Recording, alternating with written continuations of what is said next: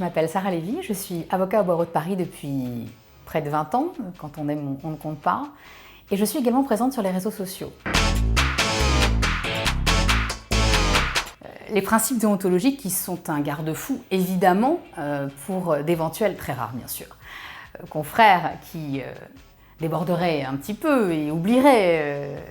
le serment qu'ils ont prêté. Les principes déontologiques, et notamment l'article 10 du règlement intérieur harmonisé, sont là théoriquement pour encadrer la présence des avocats sur les réseaux sociaux, sous couvert de publicité, sous couvert, etc. Ce que je sais et ce que je pratique, c'est de la même manière que je fais extrêmement attention dans mes rapports à l'ancienne avec mes clients, dans mes courriels, dans mes écrits, dans mes entretiens téléphoniques, dans mes entretiens de visu, respecter les principes de confidentialité, de secret professionnel, de pondération, de mesure. Je fais exactement la même chose sur mes réseaux sociaux. Que ce soit dans les groupes fermés entre confrères, dans les groupes sur LinkedIn notamment,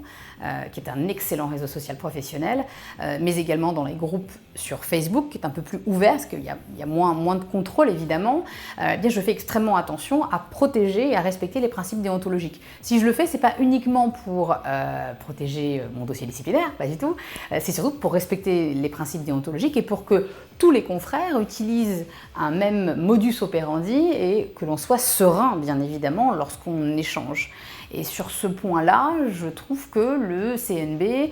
qui notamment a fait une communication assez complète sur le cadre légal, le cadre réglementaire, les différentes jurisprudences sur la publicité des avocats et la présence sur les réseaux sociaux, commence effectivement à mettre en place un petit arsenal de textes auxquels il faut se référer. Et oui, bien sûr, lorsque j'ai commencé à être sur les réseaux sociaux, je me suis posée 2 minutes et j'ai lu un petit peu pour rappel, ça fait pas de mal, les principes qui devaient me guider dans ma présence et dans mon action.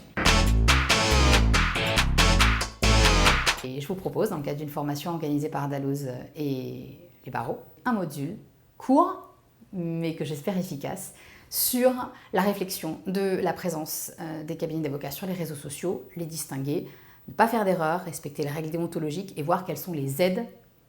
qu'apportent le CNB et les barreaux à ce sujet.